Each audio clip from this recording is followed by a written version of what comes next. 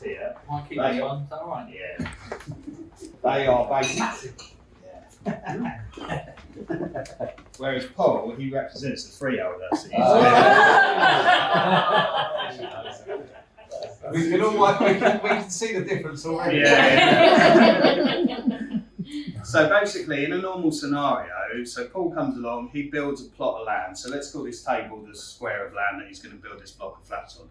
In the UK, you can't have what they call vertical freehold. So if you just built a house on this plot of land, this table here, then it would just be a freehold title. You buy the plot of land, you buy the dwelling, the house that's built on it, and that's it. In the UK, you can't have more than one dwelling stacked on top of each other on one plot of land. So what you have to do is issue what they call leases on those flats. So these three subjects over here where the basement caps, they are the leaseholders. So this is a little block of 3 flats that Paul's done. He's early on in his development career, he's built a little block of 3 flats. So he says, I can't give you the freehold because I can't do that in the UK. We can't issue a freehold between 3 people. So he gives them leases. So they're like 99-year tenancy agreements basically, but it allows you to get a mortgage on them rather than like a normal tenancy. So you get a lease, 99 years, you get a lease, and you get a lease. And in that lease, it basically says what the relationship between Paul, the freeholder, is and what the leaseholders are. So Paul says primarily inside that lease, it says Paul will arrange for the building to be repaired, maintained, painted, decorated every 7 years. He'll repair the lift if there's one. He'll make sure the grass is cut. All those kind of things that would go along with the block of flats. In the back of the lease, it then says what the leaseholders must pay towards. So they must pay towards the services that Paul arranges. So if Paul arranges for the lift to be repaired and it's £900, they have to pay £300 each towards it. It doesn't quite work like that. So as in paying as we go along. So Paul would set a budget up for the year and say, I anticipate we're going to cut the grass, we're going to do this. Send them a bill, we collect that money, put it in a pot. If he spends more than that, he'll send them a top-up bill. If he spends less than that, sometimes he'll refund it or keep it on account for a rainy day or a reserve fund. So that's their kind of relationship, so they're happy. The issue is those 99-year leases, they do obviously run out eventually, and when, at year 0, Paul gets the property back. Everyone always thinks, well, that's pointless, I don't really own it, so you never own a leasehold. You have a right as a leaseholder to ask Paul for an extension on your lease, and he has to offer it to you. The shorter the lease, the more expensive it is. We'll come back to that bit. So when you go to Paul and ask for a lease extension, what do you think he's going to do? He's going to drag his feet and just spend as long as he possibly can before he gives you an answer, because the longer he waits, the more it goes up. Yeah. So what can you do about that? Well, the first thing you can do is try and do a lease extension before it goes below 85 years, because there is a calculation on how much the lease extensions are worth, and it's disproportionate. It increases quite a lot after 85 years. It's called marriage value, that particular calculation, and that is a surveyor's job to work out. So in comes Paul asked me, because one of the leaseholders says, I would like to extend my lease. He says, I don't know how much it's worth, so he calls us in and we work it out for him in the marriage value. So that's our role in that particular scenario.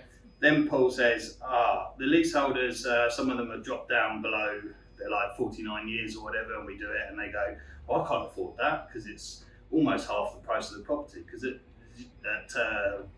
when it runs out, when you get to 0, it's actually the cost of the property, because it's the full thing. It's just about handing the keys back to Paul. So what can you do to prevent this? Because obviously every 25 years you're going to have to spend out a load of money to continue extending your lease back to 99 years. Can you execute the freeholder?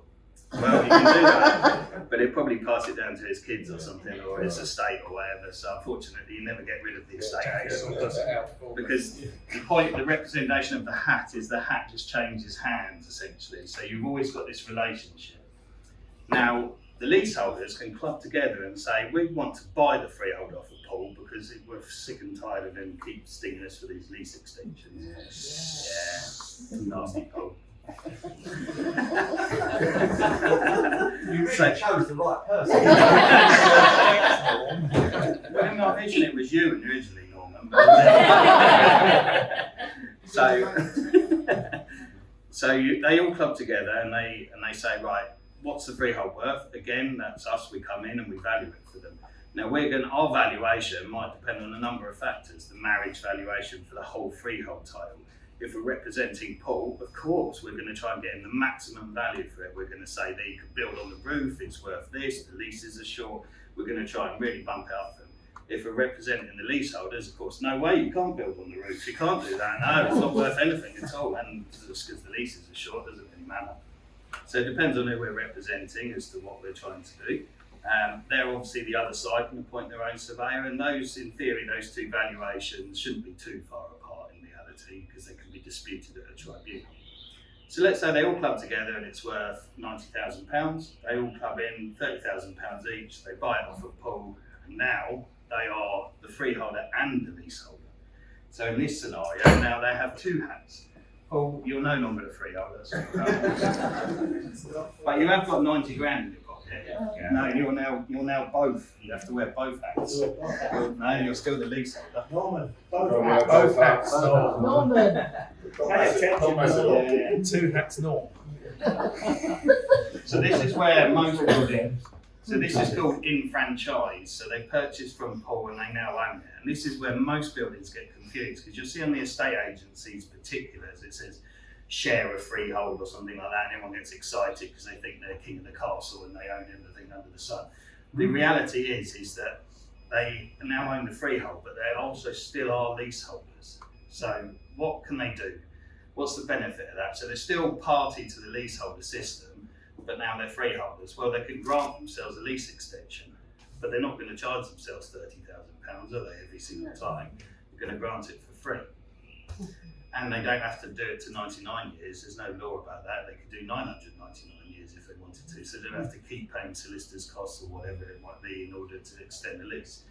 They're also now able to maybe make a few decisions in the lease. So whereas before Paul would always say, it says in the lease every 7 years it's painted and decorated regardless of whether it needs doing or not, because that's what the lease says. The leaseholders now can say, look, it's in pretty good condition, maybe we'll leave it a year. Or maybe we won't save up for it and we'll just put our hands in our pocket when it needs to be done. They're a bit more empowered now. And a lot of people think that because they're the freeholder, they can kind of do as they please, but they can't do as they please. They're still leaseholders, so they're still bound by that lease, and that lease is an agreement. So let's say we rewind a little bit, and Paul says he wants £90,000, but and that's what he wants for it. But Norman, unfortunately, he's fallen on hard times and he can't join in on this purchase. So sorry, Pam. Norman stays a leaseholder, but Jackie and James buy the freehold between them. You need 50% of the building to buy the freehold, so obviously they qualify because it's 2 out of 3. Norman stays a leaseholder, he has no voting rights, nothing to do with the freehold company, just nothing changes for him other than the fact that if he needs to speak to the freeholder, he's no longer speaking to Paul, he's now speaking to Jackie and James. So Jackie and James have to adhere to the lease. So Norman could say, I want the building painted every 7 years, but they say, well, we own the freehold, so we can do as we please. You can't. You're in a lease. It's a legal agreement between the freeholder and the leaseholder. So at all times, you've got to wear both hats, basically. And most people don't understand that. They think once they've purchased their freehold or share a freehold, they're just wearing a freeholder hat and that's it. And the leasehold thing's gone out the window and they can do as they please. But the leasehold agreement is a legal agreement. Whether you've all joined in or whether Norman couldn't afford to or whatever might happen, it doesn't mean that he can't join in at a later date and buy his share. But at the end of the day, that relationship is sold up. It's sold up. It's sold up. Quick, oh, it sounds like a cat when you get in there. So that relationship always exists between the leaseholder and the freeholder. It doesn't go anywhere, and that's all registered at land registry. You can't get rid of that. A lot of people get a bit worried about the whole share a freehold thing because, let's say Jackie and James, they've never been in power before, they've got nothing until they've got now have a company and they've named it after their building because they have to have a company because it's shareholdings, so shareholdings by 3 people as opposed to when Paul owned it in his own right. The power goes to their head and they're like, oh, I'm king of the castle, I'm a director of a company now, even though it's only a block of flats, but power's gone to my head and I'm in control and I don't like you.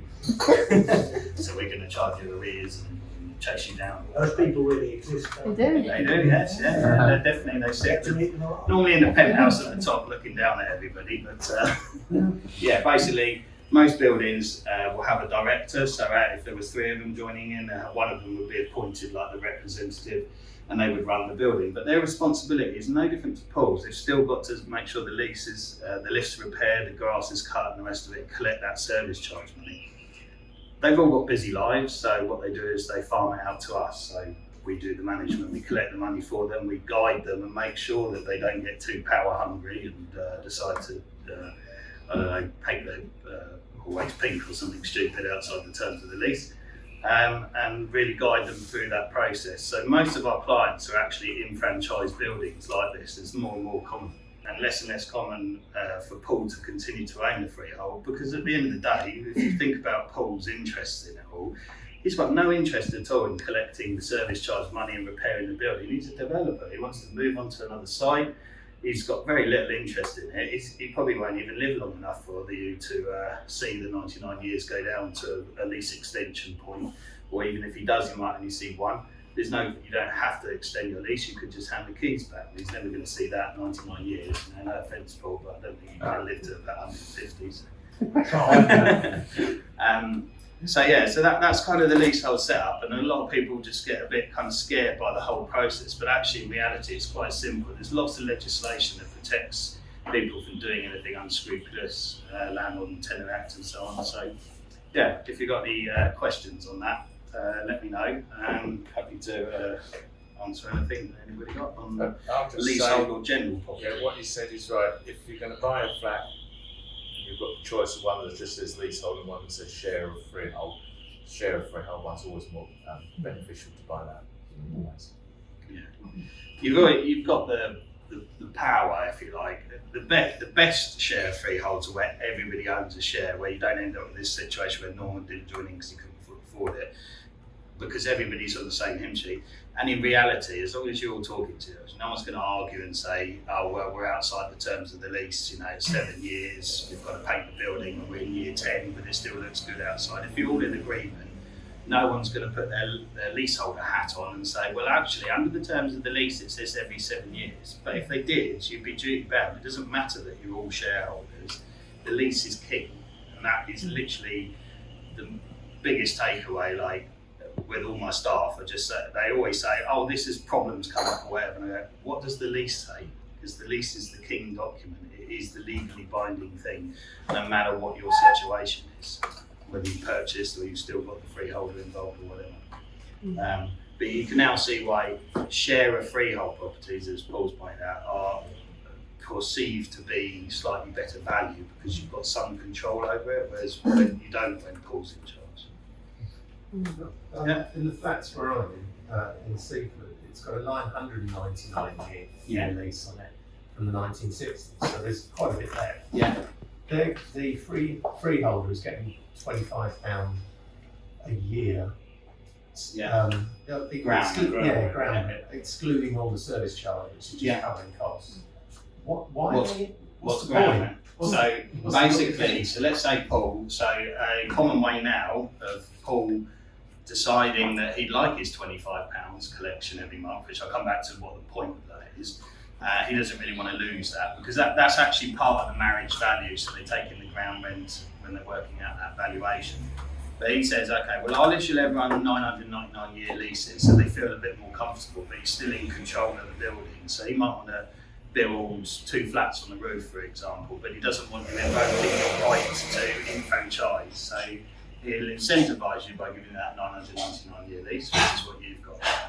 And then Paul will sit on it until maybe he can get planning permission. So that's quite common for developers to do now if they think there's further potential to put leaseholders off of enfranchising. The ground rent, which is normally a sort of peppercorn amount, like £25, £50, where you've seen a lot of that in the news, where they kind of double every 15 years.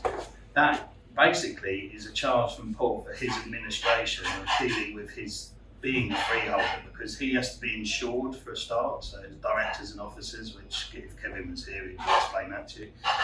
But that's basically his cover for negligence. So even if he employs us, it's still his responsibility to make sure the lease is adhered to, so he could get sued by a leaseholder. So he might use that ground rent money to fund that, and any other activities that he might be, might incur during that time. So that's really what your ground rent's for, which is why it's quite a nominal figure, £25 times however many flats it is.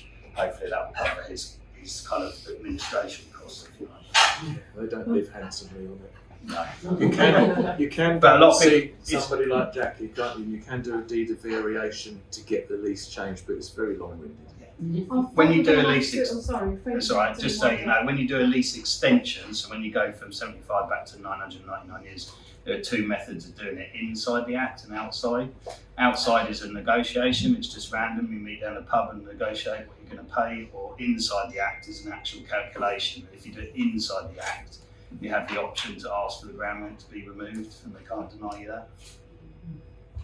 Thank you very much, Matthew. That was fantastic.